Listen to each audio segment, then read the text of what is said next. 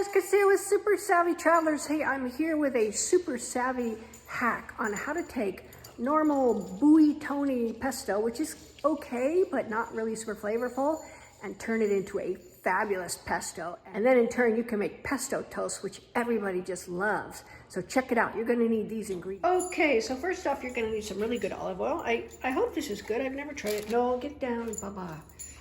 I've never tried this particular olive oil, but it looks good. So it's better than the stuff that I would normally get in California. It looks to be pretty decent. Of course, you need your buoy Tony stuff, which, like I said, it's all right, but it's not great. Some really good Parmigiano.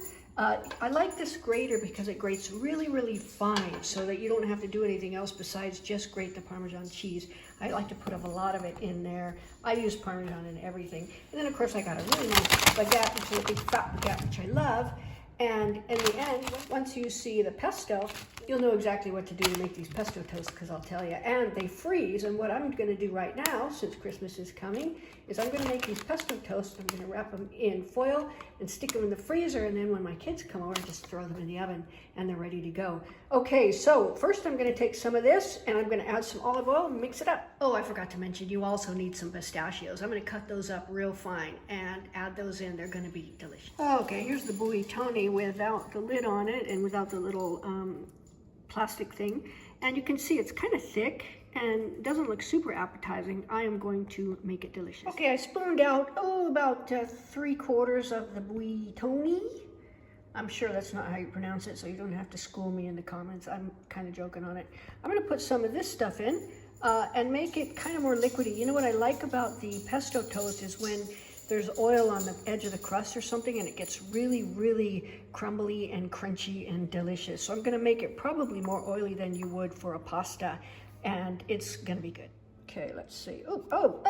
That's a lot. Okay, let's check that out. Okay, I mixed it up, and you can see it's a little more soupy, which is kind of what we want. I might put a little more olive oil in because I have a huge loaf of bread that I'm going to make into pesto toast, and I want it to be able to spread on the whole thing. So I might use the whole thing of the actually buitoni and put in some more olive oil. Let's see. Okay, so I just had to sequester Gigi because apparently there's a leaf blower outside that's coming to kill us all. And she needed to make sure we knew. So anyway, this is kind of soupy, and it's good because you can apply it onto your bread with a spoon or with a little brush thing, which I kind of prefer. So I'm going to add chopped up pistachios and a whole lot of Parmesan cheese, really finely grated. Okay, you don't need a huge amount of pistachios. I think that's probably fine. I'm going to take it out. I got a little hammer that I'm going to go hammer it all down on the concrete outside. It's a lot easier than trying to chop it up. Okay, so I chopped these up. I like little chunks because I like a little chunk of pistachio every now and again. I used this meat tenderizer hammer out on the concrete, and it just took me about 2 minutes to get that all chopped up. So I'm going to add that, and then I'm going to grate my cheese. Oops, hang on, something I need to bring up. When you add the pistachios, add them a little bit at a time and taste in between until you get the exact right amount, especially if they're salted, because it can easily become too salty. Same thing with the cheese. Add a little bit, taste, add a little bit, taste, and frankly, you're going to want to taste it a lot. Okay, there we go. I didn't use all the pistachios. You can see there's still chunks in there. It's smelling better and better by the minute. Okay, there we go. I got a huge mountain of Parmesan cheese. You see how fine it is? It's so nice. I'm going to put some in.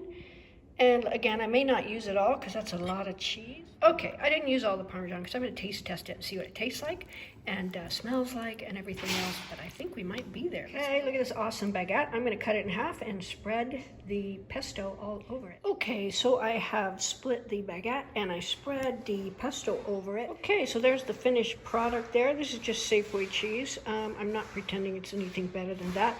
But you can see we've come a long way from the generic buitoni pesto and made a really nice little appetizer here. People love this thing. What I made sure to do is cover the bread all the way to the edge with at least some of the oil from the pesto. I like cheese in every bite, so I made sure to add it to all the little bits and pieces.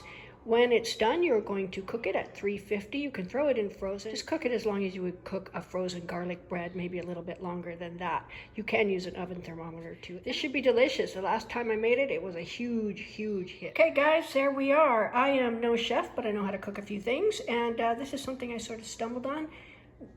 Tweak it and work it out to your preferences, and I think you're going to be real happy with it. Okay, and there they are, ready to go in the freezer. When you're ready to cook them, you can just take off the plastic bag and throw them in with the aluminum foil and just cook them like that. You can reuse the bags too because they're not dirty. They didn't get anything on them. Anyway, enjoy you guys, and we'll see you soon. Have a great Christmas.